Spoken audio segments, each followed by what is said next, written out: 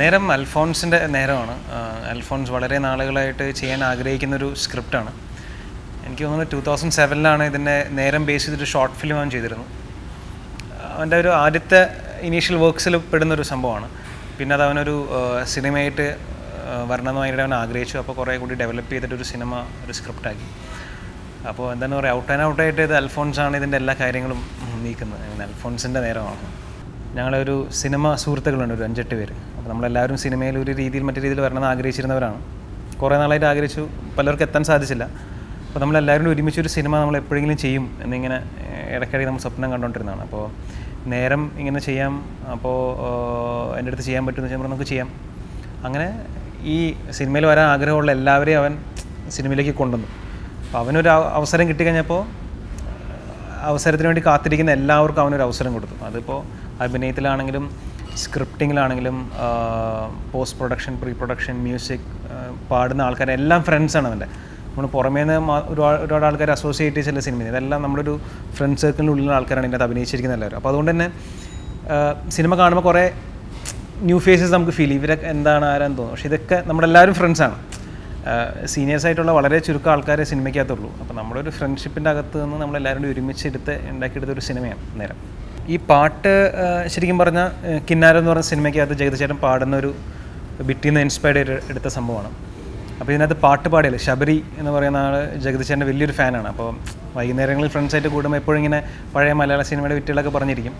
അങ്ങനെ ഒരു ദിവസം രാജേഷ് എൻ്റെ മ്യൂസിക് ചെയ്ത രാജേഷ് ഒരു റഫായിട്ടൊരു മ്യൂസിക് കമ്പോസ് ചെയ്തു. അതായിരുന്നു പിസ്തയുടെ ട്യൂൺ. അപ്പോൾ അതിനകത്ത് ശബരി വന്നിട്ട് ഇത് പാടി നോക്കി ഇതിൻ്റെ. അപ്പോൾ അത് കൊള്ളാലോ, ഈ സംഭവം കൊള്ളാലോ എന്ന് പറഞ്ഞ് പിന്നെ അവർ തന്നെ എന്തൊക്കെയോ എഴുതി ഉണ്ടാക്കി. അതിന് ലിറിക്സ് ഇല്ല സംഭവത്തിന്, എന്തൊക്കെയോ പറഞ്ഞ് പാടിയിരിക്കുന്ന ഒരു പാട്ടാണ്. അപ്പോൾ അങ്ങനെ ഉണ്ടായി വന്ന ഒരു സംഭവമാണ്. അപ്പോൾ ഇതിന് ഇപ്പോൾ ശബരി ആണെങ്കിലും രാജേശ്വരൊക്കെ ഒരുമിച്ച് താമസിക്കുന്നവരാണ്.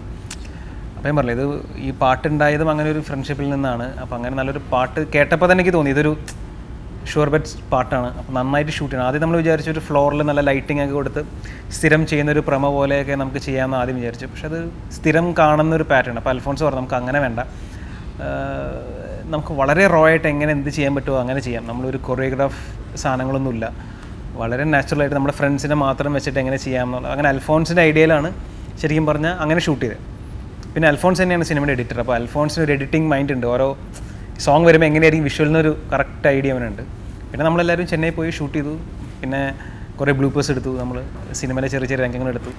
ശരിക്കും പറഞ്ഞൊരു സിനിമയ്ക്കുള്ളൊരു വിസിറ്റിംഗ് കാർഡ് പോലെയായിരുന്നു ഈ സോങ്. ഇതിനകത്ത് നമ്മൾ ഹീറോയിനെ കാണിക്കുന്ന ഹീറോയിൻ, വില്ലന്മാരൊക്കെയാണ്, ഇതെല്ലാം നമ്മൾ പയ്യെ ഇതിൻ്റെ സൈഡിൽ കൂടെ നമ്മൾ കാണിച്ചു പോകുന്നുണ്ട്.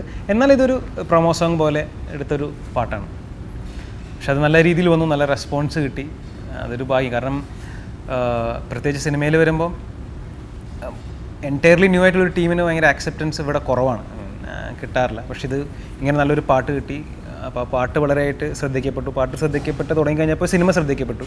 ട്രെയിലർ നന്നായിട്ട് വന്നു. അപ്പോൾ അത് അവിടെ നിന്നാണ് തുടക്കം. പിസ്തയിൽ നിന്നാണ് ഈ സിനിമയുടെ ഒരു എല്ലാവരും അറിഞ്ഞു തുടങ്ങിയത്. പിസ്തയിൽ നിന്നാണ്. സിനിമ ഫുൾ അങ്ങനത്തെ എലമെൻറ്റ്സ് ആണ്. ഡയലോഗ്സ് ആണെങ്കിലും അങ്ങനത്തെയാണ്. അപ്പോൾ ഇതിൻ്റെ അകത്ത് നായകനെ വിളിക്കുമ്പോൾ സംസാരിക്കുന്നുണ്ട്. നീ സിഗരറ്റ് വലിക്കും, നീ വെള്ളമടിക്കും, വെള്ളമടിച്ചാൽ നീ പിച്ചുമേയും പറയും, നിനക്ക് കഷണ്ടി വരും, നീ ഇങ്ങനെയൊക്കെ പറയുന്നുണ്ട്. ഇതൊക്കെയല്ലേ നീ പറയാൻ പോണേ എന്നൊക്കെ ചോദിക്കുന്നുണ്ട്. അപ്പോൾ ശരിക്കും പറഞ്ഞാൽ ഒരു സിനിമയിൽ അങ്ങനെ ആരും ചോദിക്കാറില്ല. വളരെ പോയറ്റിക്കായിട്ടൊക്കെ ആയിരിക്കും ഡയലോഗ് പറയുക. അപ്പോൾ അൽഫോൺസിനോട് ചോദിച്ചു, അൽഫോൺസ് ഇത് വളരെ ഭയങ്കര എടുത്ത് നമ്മൾ പറയണ പോലെ തോന്നില്ല. അപ്പോൾ പറഞ്ഞു റിയൽ ലൈഫിൽ ഇങ്ങനെ സംഭവിക്കുമെന്ന് വെച്ചാൽ റിയൽ ലൈഫിൽ ഇങ്ങനെ സംഭവിക്കാം, അത് മാത്രമേ എനിക്ക് മതി. അപ്പോൾ ഇവൻ ഇതിൻ്റെ ഷൂട്ട് ചെയ്തിരിക്കുന്നതും ഡയലോഗ്സ് ചെയ്തിരിക്കുന്നതും വളരെ റിയലിസ്റ്റിക് ആയിട്ടാണ് എഴുതിയിരിക്കുന്നത്. വളരെ അത്യാവശ്യം തോന്നുന്ന സ്ഥലങ്ങളിൽ മാത്രം ഒന്ന് മോൾഡ് ചെയ്തിട്ടുണ്ടെന്നുള്ളൂ. സിനിമയ്ക്ക് വേണ്ടി ഒന്ന് മോൾഡ് ചെയ്തിട്ടുണ്ട്. ബാക്കിയെല്ലാം റിയലിസ്റ്റിക്കാണ്. ഇതിൻ്റെ അകത്തുള്ള ഫൈറ്റും ചേസ് സീക്വൻസൊക്കെ ഉണ്ട്. അപ്പോൾ വേണമെങ്കിൽ നമുക്കൊരു റോപ്പൊക്കെ ഇട്ട് കൊറിയോഗ്രാഫി ചെയ്ത് എയറിൽ ചാടുന്നു, പറന്നിടിക്കുന്നു, സാധനം കാണിക്കാം. പക്ഷെ അതൊന്നും ഇല്ലാതെ വളരെ നാച്ചുറലായിട്ട് ക്യാമറ ഒക്കെ ബോർഡറിഗൊക്കെ ചെയ്ത് ഓടി നമ്മൾ തന്നെ ഇരുന്ന് ചെയ്ത സംഭവങ്ങളാണ്. അപ്പോൾ ആ ഒരു റിയലിസ്റ്റിക് സാധനം എല്ലാവർക്കും ഇഷ്ടപ്പെടും എന്നുള്ളതാണ് വിശ്വാസം. മലർവാടി ചെയ്തപ്പോഴും തട്ടിത്തമ്മറത്ത് ചെയ്തപ്പോഴും ഇത് ചെയ്യുമ്പോഴേക്കുള്ള ഗുണം എന്ന് വെച്ചിട്ടുണ്ടെങ്കിൽ നമ്മുടെ സ്വന്തം നമുക്ക് തോന്നും. അപ്പോൾ നമുക്ക് ഭയങ്കര ഇൻപുട്സ് കൊടുക്കാനും നമുക്ക് അതിൻ്റെ കൂടെ നിന്ന് വർക്ക് ചെയ്യാൻ ഭയങ്കര എന്തൊരു സാധനം നമുക്ക് ഉള്ളിൽ തനിയെ വരും. അപ്പോൾ അത് വരും, അത് എല്ലാവർക്കും വരും. ഇങ്ങനെ എല്ലാവരിൽ നിന്ന് വരുമ്പോൾ മൊത്തത്തിൽ ആ സിനിമ നന്നാവും. മറ്റേത് നമ്മൾ കമ്മിറ്റ്മെൻ്റ് ഇല്ല എന്നല്ല പറഞ്ഞത്. പക്ഷേ മറ്റേതൊരു ഡയറക്ടർ വിളിക്കുന്നു, ഒരു ആക്ടർ വിളിക്കുന്നു, നമ്മൾ ചെയ്യുന്നു, അത് വേറെ ഡിഫറൻസ് ആണ്. ഇത് നമ്മൾ എടാ പോടാന്ന് വിളിച്ചിരുന്ന ആൾക്കാരെല്ലാവരും കൂടി ഒരുമിച്ച് ഒരു സിനിമ ചെയ്യുന്നു. അതിൻ്റെ അകത്ത് ഒരു ഡയറക്ടറായിട്ട് നിൽക്കുന്നു. ഡയറക്ടർ നമ്മൾ സെറ്റിൽ നമ്മളോട് ചൂടാവുന്നു. ഷൂട്ടിങ് കഴിഞ്ഞാൽ നമ്മൾ റൂമിൽ പോയി അവനെ ചീത്ത വിളിക്കുന്നു. മനസ്സിലായില്ല, അങ്ങനെ ഒരു ഗിവ് ആൻഡ് ടേക്ക് സാധനമുണ്ട്. അതുണ്ടെങ്കിൽ ഭയങ്കര ഒരു സുഖമാണ്. ഓക്കെ, നമുക്ക് ഭയങ്കര അറ്റാച്ച്ഡ് ആയിട്ട് ഫീൽ ചെയ്യാം സിനിമയോട്.